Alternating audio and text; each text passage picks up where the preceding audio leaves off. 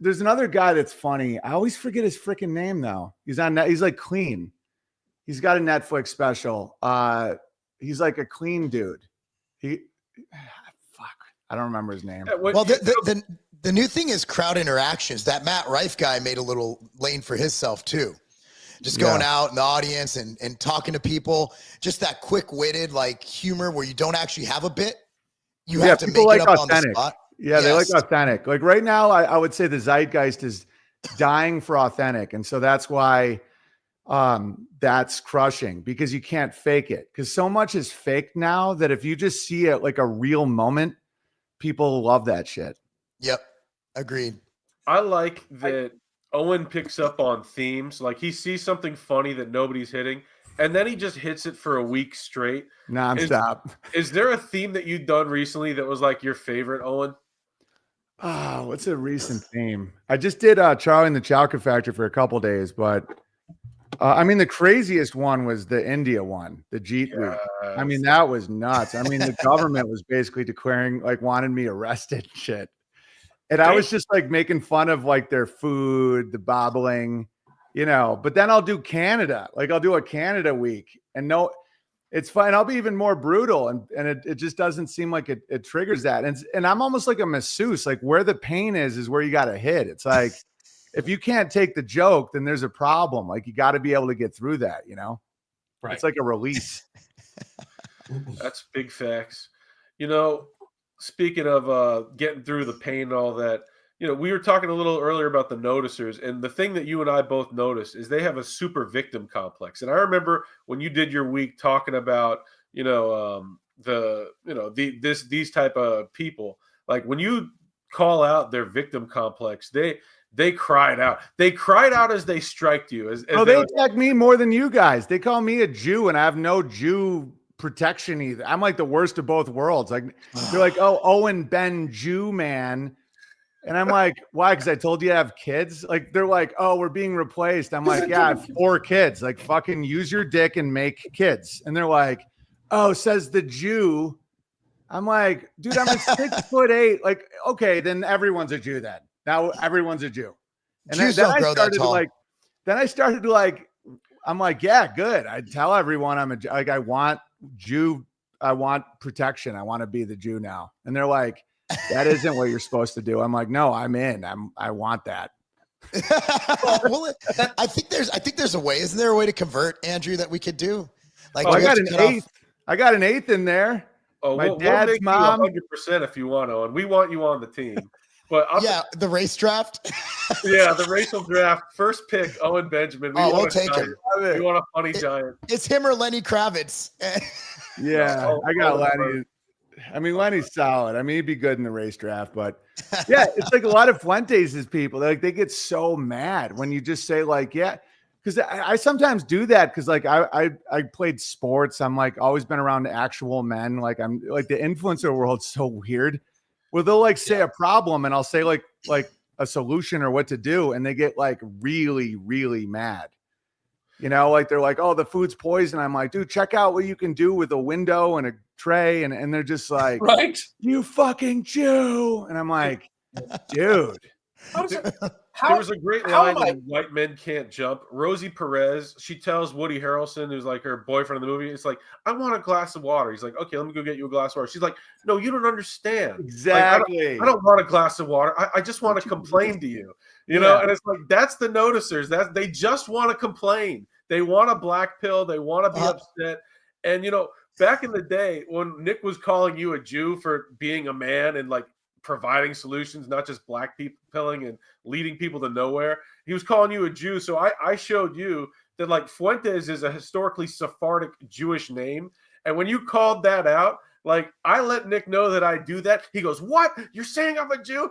He was so upset and he blocked me and he freaked out. And it's like, yeah. Andy's like goes on dates with dudes in cat ears and shit. Fuentes week was hilarious. Because he looks exactly like one of the guys from the Village People, and I just can't. It's like exact. You'd be upset, dude. You'd be upset too if you were a 27-year-old virgin. Like I'd have a lot of pent-up frustration. Totally. He admitted that on fucking camera. He admitted that on camera. Like, bro. Oh, dude, he's admitted a lot, like rape fantasies of a guy. Like, dude, I have like dossier. Like when I do a week, I go in. I was a history major. Like I know how to research primary source documents.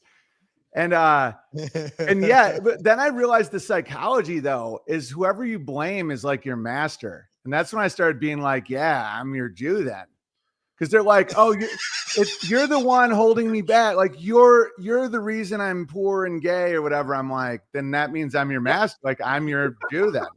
You're the reason I'm poor and gay. That's why I started being like, yeah, I'm a Jew. I'm a Jew then because I identify as a master class.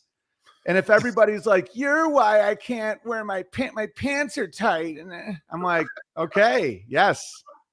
Because yeah, like whoever, if you're blaming, you're losing authority. You know, like, and any businessman knows that if you're like the boss, you gotta accept authority from responsibility. Like all authority comes from responsibility. So it's like if all the noticers keep saying it's the Jews, like they're psychologically making people think that they're in charge.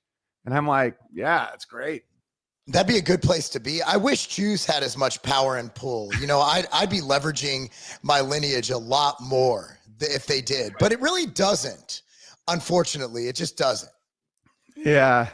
I mean, you got a cousin and a business that like, that's the thing. That's what I tried to do with Bertari. I'm like, social capital is like, you know, same with the Mormons. It's like, look at what the Jews do that makes them powerful and just do that. It's not like you can't. It's like, have like, you know, friends and other groups and cousins here and you work together and you meet up once a week. And I'm like, that's the whole deal. It's networking. Exactly. It's nepotism like Jews do. I mean, Jewish communities, they look out for each other. I think old people should do that, whatever. If you want to be like a certain group, me, I don't care. You know, American's American. I don't care if you're Christian, totally. Catholic, black, white. Look, America is my Jew, so to speak. Like, I don't care about any other country. People are like, well, yeah, what about Israel? I'm like, yeah, we shouldn't give them shit either. Well, what about the UK? Yeah, fuck them. I don't care. Like, America is America, and that's the beauty of America is that we should look at each other as fellow Americans, but people want to play this divisive bullshit, and it's driven by people like Fuentes. You want to know why? Because it makes them money. That's why hate is a valuable tool in capitalism. You have race people like Al Sharpton, like Jesse Jackson, who've become multimillionaires, and they don't even live by the sword. Jesse Jackson's a womanizer. Like these people have been caught. And even the Christian, the evangelicals, who is the guy? I mean, he just got caught like a few years ago. We had a guy, he owned a mega church who lived actually in my neighborhood, who his church got busted for some crazy shit. Like there's a lot of money to be made when you play those games. Yeah, that's the Pharisee, in my opinion. Like that's the victim consciousness, rules for thee, not for me, where it's like, and that's why I was raised in a very corrupt Catholic town. So that's why I know it can't be there's not really, you don't even, you can just say Catholic town and we all know it's very yeah.